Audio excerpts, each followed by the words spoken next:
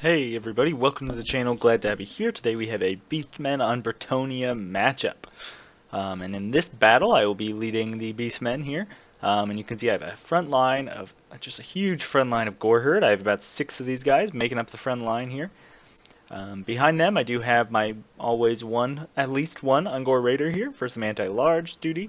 I have 4 Spearmen in the back, 2 Centaurs with great weapons, Chaos Warhound deployed far over there, Brave Shaman of Wild as per usual to keep all these guys fresh, their morale up. It's already hard enough to keep their morale up, and if you can keep their vigor up as well, it's just going to keep that frenzy in the game a little bit longer. That can sometimes make the difference. Over here I do actually have a gorebull, something I don't usually bring. What a beautiful creature. And I brought this guy just to help deal with any lords that might land and cycle charging in the late game. It'll be nice to have a huge anti-large beast on the field. And so that's why I brought him. And of course in the middle I do have Morgar here with his 4 Chaos Spawn summons. Over here if we look at the Bretonnian player, love this build, very awesome. Very cavalry heavy. You can see 4 Knights of the Realm spread out, some of them pretty chevroned up. He does have some mounted yeomen. He's got some just regular Pegasus Knights, which I think was a mistake. Those Royal Pegasus Knights are just so much better. And he does have just a Lord here.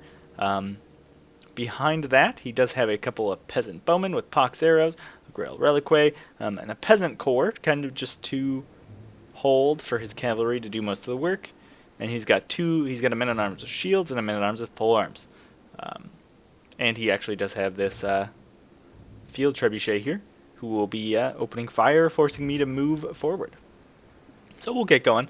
And I see this army, I see the field trebuchet, I have no choice. So I'm just going to rush up here, try and get those Ungor spears in. And what he's actually going to do is he's going to move out this way. I'm going to move out this way, and as per usual, my line's a little bit longer. And because I'm so confident in my front line's ability to kind of get the job done, instead of trying to wrap around with the infantry, I'm actually going to pull the infantry back and kind of form a line here with some extra infantry and some spears while just a few of my infantry here push up the middle. You can see some shots coming in, doing some nice damage there to the Ungor spearherds, but it actually won't do too much to the Goreherd, just because you can see naturally the unit is kind of spaced out. And so it's going to do a lot more damage firing against these kind of rank and file beasts versus kind of the more loosely spread Goreherd, kind of like Savage Orcs. Here gorebull is taking some fire. I missed my micro a little bit, and he's going to be pulling out there. You can see my Goreherd taking some damage. But you can see right here, he does have his peasant bows kind of stacked. Probably not the best option. It does say they're all firing though. And out of the trees do come the cavalry. I wasn't quite ready for this. You can see a Vile Tide disrupting a just ton of their formation and doing some decent damage to the bowmen actually, and giving all these guys faster charge speed and everything. And just devastating charge there from the Knights of the Realm. But I am going to collapse in with my Centaurs, get a nice charge in there, and then here come my spears. Here comes Devolve, and here comes more spears to kind of form that secondary line. Over here you can see Goreherd cleaning up. I have my gorebull on this side just to make sure morale stays okay over here.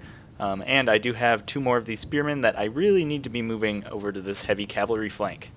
And here I did wrap some Goreherd around, which was definitely a mistake because here come the mounted yeomen for a rear charge, and that's going to drop their morale to the point where they're now no longer immune to terror, and then terror is going to hit them, and so that's just going to be pretty bad. You can see I am doing a pretty fair trade here in the middle though. 1 Goreherd has routed, but you can see just intense damage on these 2 Knights of the Realm, and this Knight of the Realm is almost dead as well. So Centaur's coming in. Here come my Warhounds, and he's going to pull off a whole Knight of the Realm unit to come deal with these guys, because he really needs these Peasant Bowmen still in the fight. And so I'm just going to pull these guys around and run away. And actually what happens is these guys end up catching my Warhounds. I have no idea how. Yeah, with 66 versus 95 move speed, no way should these Warhounds ever be caught. but they actually do, which is really, really strange. Probably just the charge speed, I guess, of the Knights of the Realm got a little too close there. But you can see this side of the battle is wrapping up nicely. These peasants can't really stand toe-to-toe with my Goreherd. And you can see my Ungor Raiders here opening fire into these guys, trying to get some damage on their flank. And you can see my Centaurs are kind of trying to find a way in. This one is moving around while this one keeps him in the center. And you can see wrapping up this side so soon. I'm just going to be collapsing here and trying to catch as many cavalry as possible. And there you can see another Vile Tide coming down, just doing some nice damage, disrupting, stopping them from firing as fast as they normally would, and just buffing up all the vigor of my troops, which is very important. So here we can see nice rear charge is going to come in from these Centaurs with great weapons. Doing a ton of damage. These mounted yeomen are not going to have a good time, and you can see they take off, and now these Pegasus Knights are getting a ton of damage put on them. As we kind of finish up, you can see his mob is kind of slowly coming back, and here you can see they got caught. I don't get it, but they did. But even just distracting the Knights of the Realm this long has been beneficial. And you can see a bit of a micro-lapse here. This Goreherd is getting in here and is going to tear these poor peasants apart. As I just kind of swarm around, casting Devolve again, hitting the leadership of these Knights of the Realm, forcing them to flee, coming in with all of my spare units. Very important that you be bringing all these troops back as the opportunity permits. And here come more Chaos Spawn. I'm going to be bringing them in here. And I think I'm going to be spawning more here. And at this point, it's just going to be army losses here. The Lord's still in great health, but he did proc his potion. Here comes some more Knights of the Realm. And here come these guys chasing off the Warhounds. Great charge. Oh man, just like decking those guys. Vile Tide here is great on these cheap infantry, and you can see it basically broke them instantly. And then I'm going to just be turning gorebull to fight these Knights of the Realm. And there's really just, I have too much mass here now at this point. Centaurs are going to come in again. 2 more Chaos Spawn, and I still have 2 more Chaos Spawn summons, so a lot of utility left in there. You can see it's just going to be a big ol' chain route as I cast Devolve here, make sure these guys shatter. And it's going to be a Pyrrhic victory. So yeah, definitely very interesting to see that heavy cavalry build. Thank God I brought 4 of those spears, and thank God I brought gorebull, because my army was so spread out, that I don't think my morale on the left would have held if I didn't have a gorebull there. You can see these peasant mobs just not doing very well. Grail Reliquary, just kind of keeping them in the fight. These Knights of the Realm doing really well, but I just had a ton of chaff for them to chew through. And just coming in the middle like that, and then not cycle charging, mostly because I had my Centaurs in there, it wouldn't allow him to, but not cycle charging, you're not going to be able to get kind of your 4,000 gold's worth out of these guys.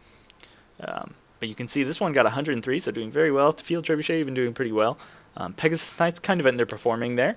And I would have liked to see these mounted yeomen maybe coming around hitting my Ungor Raiders that were firing at his lord the whole time.